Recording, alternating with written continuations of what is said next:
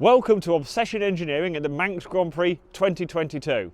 The last few years this has been split into Manx Grand Prix and Classic TT, but now it's all been bundled together as Manx Grand Prix. So 16 years after my Isle of Man debut, I am now a Manx Grand Prix newcomer of sorts.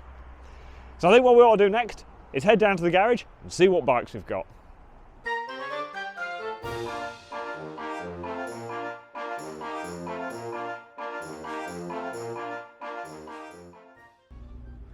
And this is the Obsession Engineering garage, and it is quite long because we've got quite a lot of bikes, but we'll get to that in a moment. We will start with my bikes. And when I say my bikes, we'll actually start with a bike that's been loaned to me that isn't my bike. So, this is my lightweight Manx Grand Prix TZ250 Yamaha. Proper Grand Prix bike from 1992. This is a first of the 4DP Yamahas. This is a little dream of a motorbike when it works.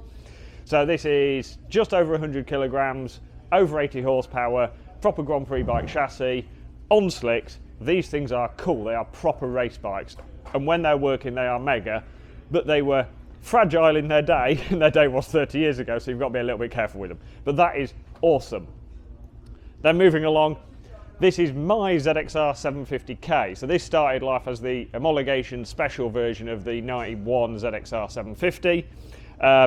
It's about 130 kilograms. It's not the lightest thing out there, but the chassis are handled really, really well. They're actually a surprisingly good bike, even against modern tackle, but they do ride like an old bike because they're on flat slides and a big long tank and stuff. But this is cool. So this is my classic Superbike, and this is out on Monday. That's out on Friday. It is currently Sunday. Right, so we've got that bike. Eric's BM is here because it's going back out to America literally the day after we get back from here, and we've got a few finishing touches to do to it. My spare 750 is sat behind it, that Eric's ridden here before but isn't riding this year, but I've brought it along because it's basically a massive spares package. And then we need to go a little bit further along the garage. Regular viewers will recognise my RS660 Supertwin, and Martin, my mate, is going to be racing that as a newcomer here this week. So this afternoon he gets his first ever closed rows laps of the Isle of Man on the Aprilia.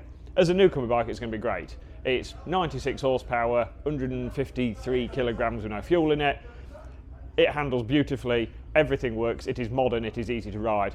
It is a great tool for him to learn his way round on, as long as he doesn't do what he did at Cadwell Park and put it on the floor. If he does that, we're going to do naughty, naughty things to him. So this is the first RS660 that we built up the Obsession Engineering workshops back at the beginning of last year. This is Eric Wilson's and McCrum's motorcycles RS660. The only significant difference between this one and mine is that this is on sort of standard shape bodywork. They're both on with turbo suspension, they're both standard engined with exhaust pipes and sort of the basic mapping and stuff done to them. And Rick Kay, an American guy we know who raced with Eric at Pikes Peak back in 19, is racing this. So he's also a newcomer. So we have a horde of newcomers and we have not finished that list yet. Right, so this ER6 is getting ridden by our next newcomer, Stuart Clotworthy. So Clotworthy, or the Clot Dog as we've renamed him, has the weirdest accent in the paddock because he was born in Sheffield, raised on the Isle of Man, and has spent the last, I don't know, 15 or 20 years living in like Nevada. So he has a slightly Yorkshire, slightly Manx, slightly American accent, and he sounds weird. And do not be put off by the fact that he's wearing French leathers. He is actually Anglo-American. So that's the basics of the bikes. We've got three newcomers, Stuart, Rick and Martin on the Supertwins.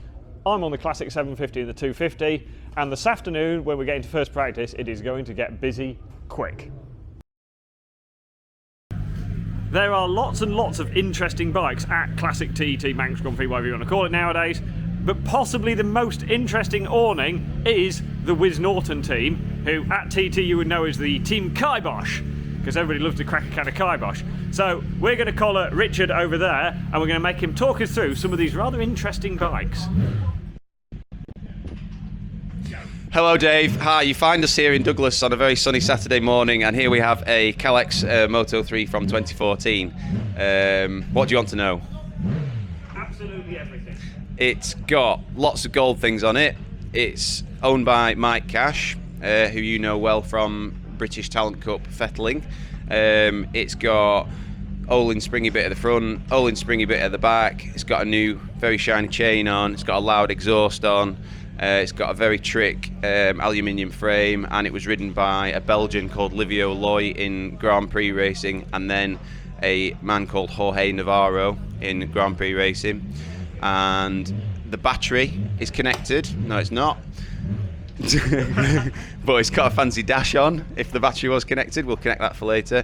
For people who are 6 foot and 85 kilos, the kind people next door with the orange motorbikes have donated this fetching foam cup that I can sit there and rest my big chin on down the long straights of the Isle of Man TT course. Buttons on the handlebars. They do launch control, mapping and rain light, all the mod cons. Yeah, and with my riding gear on, I weigh 15 kilos more than the bike. Hello Dave, it's still a sunny Saturday here in the Isle of Man in Douglas, and you find us on bike number 2. This one's white and it's bigger and it's louder, and it's got rotary bits in it, so the engine just rotates round and round and round. And 30 years ago Steve Hislop rode one that looks very similar and he won the senior TT. So this year I'm going to ride this one quite a lot slower than Steve and not win the senior TT. What's the engine in it? The engine in it is a Norton Rotary. It's 588cc. It's got 2 rotors, and the hose pipe on the back of the exhaust, we're still not sure what that does. We got into the awning one morning, someone had connected it up and we ran with it. Hello Dave, you find us here in the Isle of Man. It's a sunny Saturday morning and we're on to bike number 3. This is the third bike in the series of 3 bikes that we're talking about today, and it's also the loudest by a long way. Don't be, what would you say, reassured by its gentle demeanour. It will burst your eardrums. It's horrendously loud. This is an older version of a Norton Rotary, but it's a DKW. It's not explaining this very well. It's half a Norton basically, so it's an air-cooled single rotor, and rather than the eccentric shaft being across the bike, it goes down the centre of the bike. And it was originally for the 350 class. However, that got scrapped at the Classic TT, so it's now in the 500 class, and we're hoping to be first 350 over the line. Officially, what cc? Officially, it's a 294cc, and given the rotary configuration, or whatever you call it, it's a lot faster than a conventional 4-stroke of the same capacity. The big problem with this one is trying to keep the heat down and stop the engine from melting, and until we've actually done a lap of the Isle of Man, we've no idea whether it's going to work or not. But if it doesn't work, doesn't it look really nice? I don't mean to pick too much point with what we just said, Rich, but you do realise it's Sunday and this afternoon we have to ride to motorbikes? Yeah, it is a Sunday. It's gone well, hasn't it? Yes. I have to say at this stage I am regretting the organisers ever parking us next to your tent, Dave. This is a cutaway rotary engine, for those of you who aren't sure. There are arrows for, and Dave's finger's going to go in here, because it's better than and cheaper than doing CGI. There's air that's gone in there is now squidging into that bit, and we'll not trap Dave's finger in there. And then it's getting really squidged, and then look, there's a spark plug over there. There's a spark plug that's going to make it spark, and then that's going to make that gas and air, that fuel and air, expand like Dave's fingers just did. And then that's going to just keep expanding, and it's going to drive this rotor round so that it comes out the exhaust, like the arrows show. And then we'll start it all again. And if you were keeping an eye out of shot, there was air and fuel going into other areas, and it just keeps going round and round and round. It just keeps making power, and then it makes more heat, and then it makes more noise, and then we go really fast, and then the engine seizes. Right, so I'm just going to have a little bit of a walk along here and see some of the other bikes. So the Laylord team have got a selection of little TZ250s. That one's a 4DP, so that one's similar age to the one I'm running. That one and that one are 5KE, so they're quite a lot newer and faster. Right, the ZXR 750s. ZXRs are always popular here because you can make them go quite fast relatively on a budget, and I say relatively, you can still bury a lot of money into them if you want to. So we've also got like proper normal classic bikes, say normal classic bikes. So that is a 500 Honda, 350 Honda. Again, the 350s are in with the 500s now, but this is what we'd call a conventional classic bike.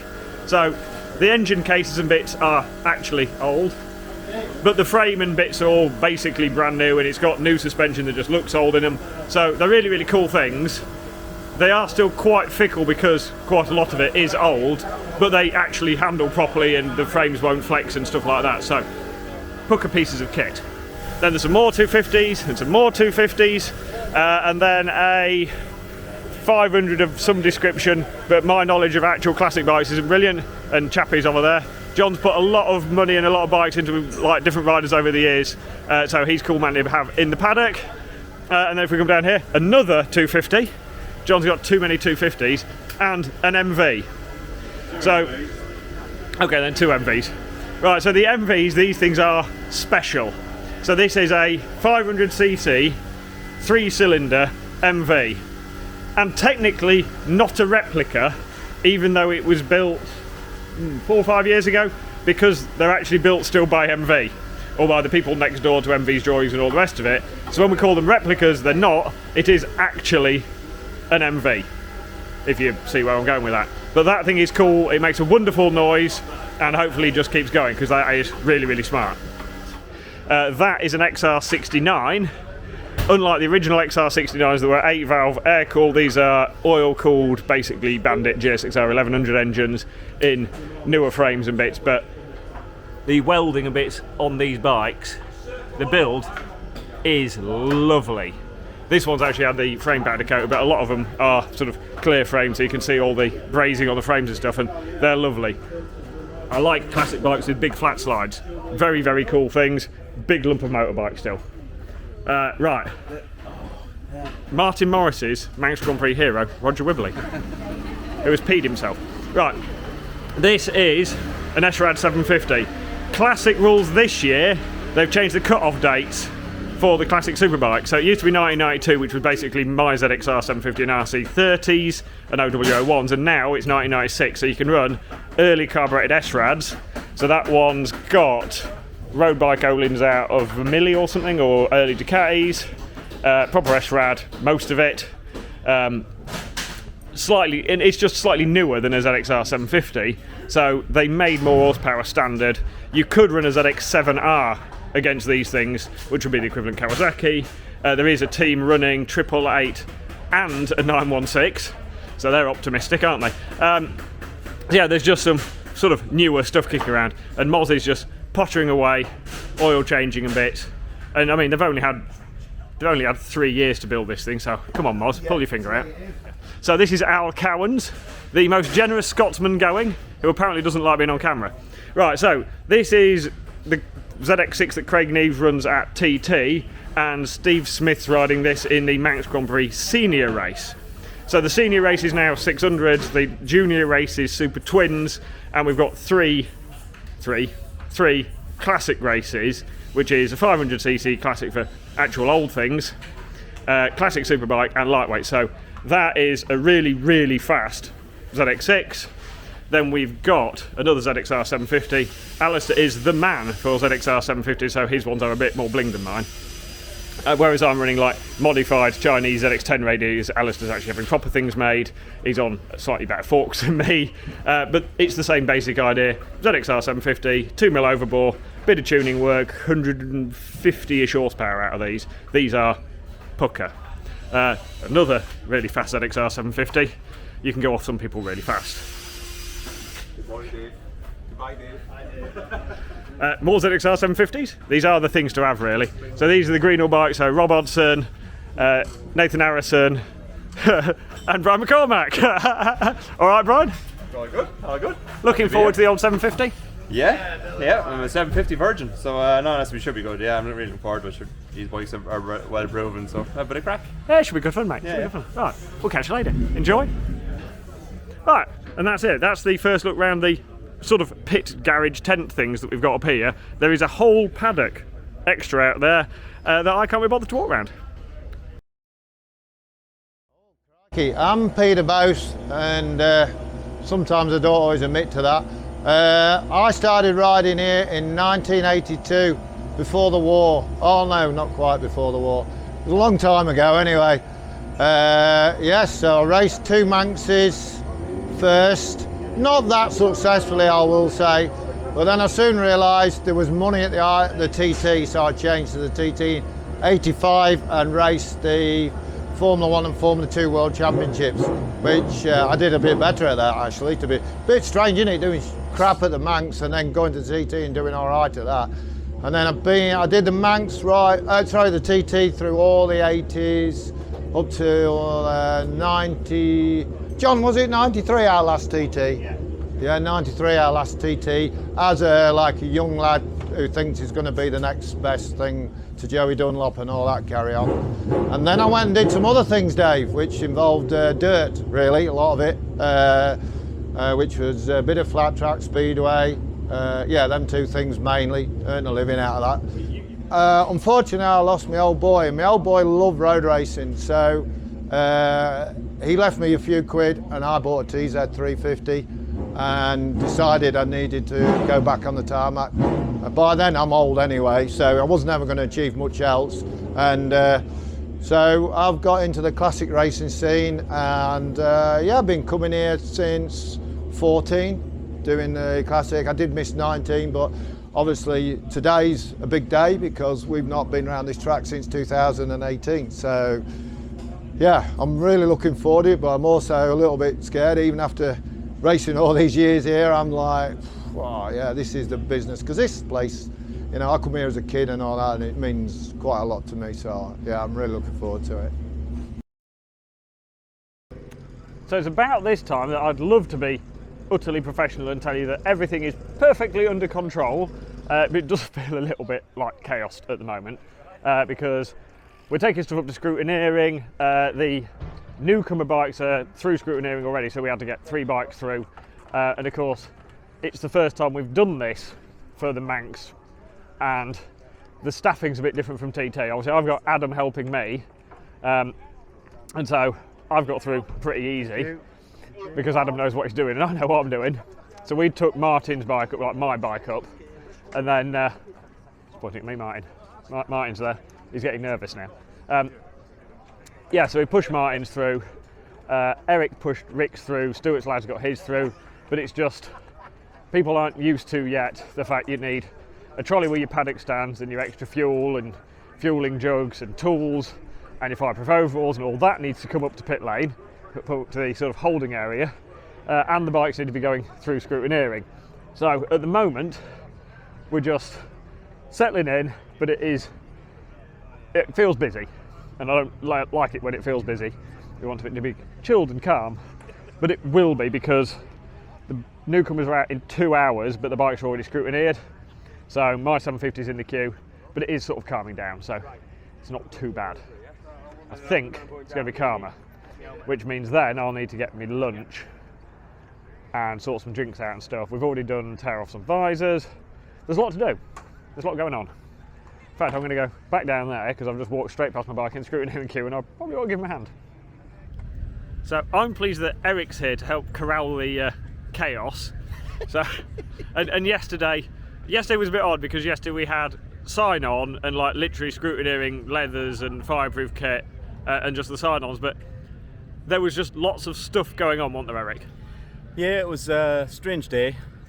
Weather wasn't great, but yeah, a lot of the admin stuff, a lot of noise, chatter, people, bikes revving up. So come the end of it, I had to go and sit in a dark corner for 10 minutes just to silence the head. It was quite extreme and strange from a non-riding point of view, but this day's a little bit better. Sun's out.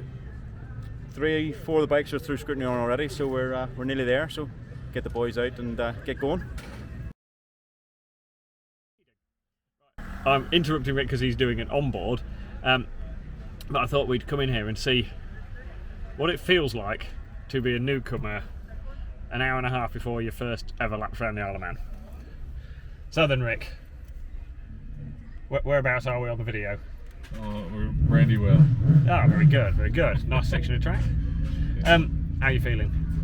Very nervous. Very nervous. Obviously you've done lots of prep for this over realistically about 2 years. Yeah, a lot of prep. I mean, prepping for the mountain itself for close to 2 years. I mean, watching stuff longer than that, but just riding prep in general and being comfortable for much longer. This is pretty intense. So I've done bike speed, and I can tell you that, yeah, I'm more nervous now. I think at Pikes Peak. Yeah, obviously me and Eric were with you at Pikes Peak, and it's quite a different atmosphere because there's a lot less bikes and a lot less going on at Pikes Peak because the field's smaller. And I think with Pikes Peak, you've set off on your own, and in effect you have the road to yourself, and it's not as fast. Right, definitely not as fast. The danger's still there, but the speeds are quite a bit slower. Yeah. But you're looking forward to it. I am. I'm looking forward to it. It's man, it's a blessing to just have this opportunity. I can't thank Eric enough. Yeah, he's a good guy. And you as well too.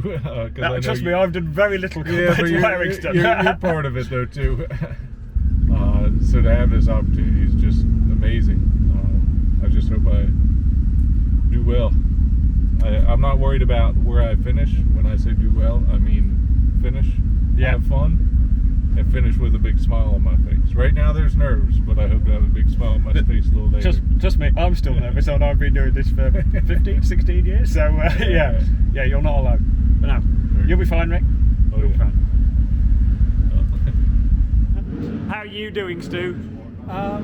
Pretty good. I don't tend to get nervous till the last second, so it's a brief 10 minutes of nervous, and then away we go, and it is what it is. So pretty good. Just ate something.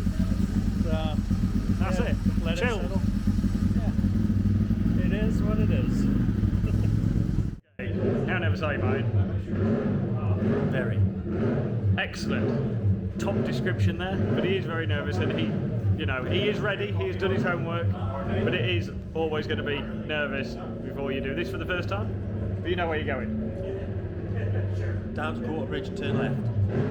If you're going to McDonald's, yeah. Oh right. Well, that's all I fueled the bike for. Oh, that's fine then. Yeah. I want some hash browns. Yeah. Really? Right. Totally selfishly, another delayed start, 2 o'clock start for us now. Suits me. Cheers, mate. Because I'm a little bit behind schedule.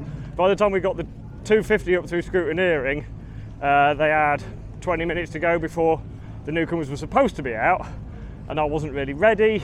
Wasn't in my leathers, that's for sure. So I put my leathers on, made a drink because I will be needing that later. So I think we're on ball now. And then just as I was walking up here, bing bong, another 15-minute delay.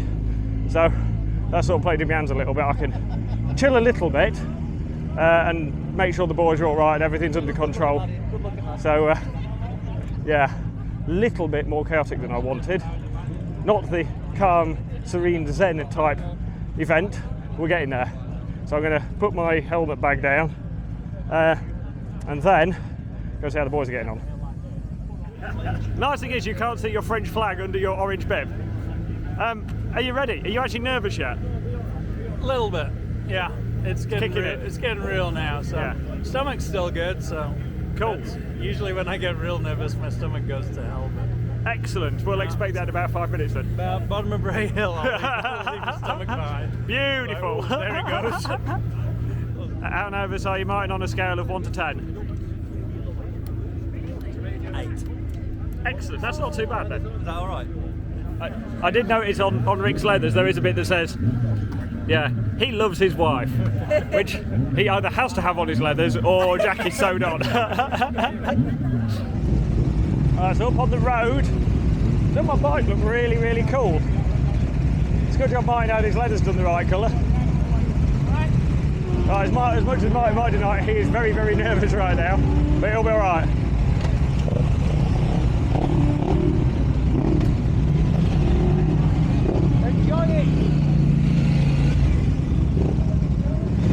go. I can't go through the gate, so we're just going to have to stand here and watch him go. Very, very experienced head-on Pete, both at the front of the group, just towing him round. So, no heroics. Go, Martin!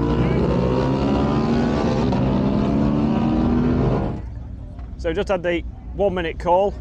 I'm not out straight away because I'm 29, so I'm a little bit down the order, but I do need to put my helmet on and get myself ready. It's relatively calm now. Martin and the boys are riding round, there is nothing I can do. So yeah, gonna go out, enjoy riding my 750 round the best piece of tarmac in the world, have a pool, enjoy myself. So I'll see you lot in a bit. So Martin's just pulled in after doing a second lap. There was a red flag shown going down the crag, so Martin's pulled in. Got to the crag in the bar and there was a red flag out, so we all pulled in, helmets off, and then about 5-10 minutes later they all sent us on our way, but a lot of bikes were coming through and stopping at the crag, almost like there was no other red flags out. Apparently there wasn't, so it was only at the crag, not even a yellow before that, so yeah, well, it is what it is. Do you want to lick of my ice cream? There you go, happy Martin again. Amazing, amazing, unbelievable. No scary moments, just pure fun. I actually enjoyed getting to go out for the second one because some of the areas I did poorly on the first time, I felt a little stronger. Like coming after Ramsey's hairpin the waterworks. Struggling a little bit there, but that second time I felt a little bit better. Only messed up half as bad. So what was it you said? This place should be... It should probably be illegal. It's just too much fun. Like, you shouldn't be allowed to have that much fun on a bike. Unbelievable, just flat out, just letting her scream as long as you can. As long as your heart lets you. Amazing, amazing. So just before I went out, I commented on Manx Radio how much I love these classic bikes because they're so interesting. This one is currently slightly less interesting because basically as soon as I set off it had a bit of a misfire and I thought it might clear, and I pulled in at Braddon and it sort of standstill, it revs lovely and clean, and then I set off again and it wasn't clearing, and I decided the best place to stop would be somewhere with cake. So I am at the Methodist Church at Union Mills, and the Reverend here was lovely, and I got free chocolate cake, which was awesome, which was basically worth breaking Chris's bike for. So yes, slightly disappointing that we broke down on that, and I do feel like I've spent quite a lot of this afternoon not moving because we got red flagged in the Superbike session, so had a little bit of a break up at Mountain Box as well, so it's not been the best afternoon, but it could be worse. Everything's in one bit. Be alright. Put a spark plug in it, and that fixes it. Right, during the 750 session, we got red flagged up the mountain, so I had a half-hour break up at Mountain Box, which is the most scenic place you can break down, really. And it was Boasty who'd fallen off, our mate. And when I broke down at the Union Mills on the 250, the marshals there had been to sort of sweep everything up. And he's basically okay. He's in one main piece and most of the important stuff functions, but he is a bit beaten up. So if we get time tomorrow, we'll nip up Nobles and take the mick out of him for breaking one of Chappie's 250s, which apparently is now in about 3 pieces. So yeah, so stark sort of reminder again that this place can bite, but he is basically in one piece. So we'll go and see him tomorrow. Oh, it's a great place. As long as you don't hit the walls at 130 mile an hour, you're alright. Yeah. No, it's just one of those things. Raced around here for so long. It was the first time I've ever had a bike seize up on me. And yeah, I'm here to tell the tale. Got lots of broken ribs and vertebrae and lungs and things, but I'm here to tell the tale. That's racing for you. Yeah. But you know, we wouldn't change it. So. And they're looking after you here in Nobles. Nobles are awesome. Mega. We've been right on the ball. And all the medics on the trackside, with the marshals, everybody. I can't thank them enough. They were brilliant with me, and yeah, just fantastic. I'm here. That's the good news. Thanks for watching, and join us again soon for some more Manx Grand Prix action.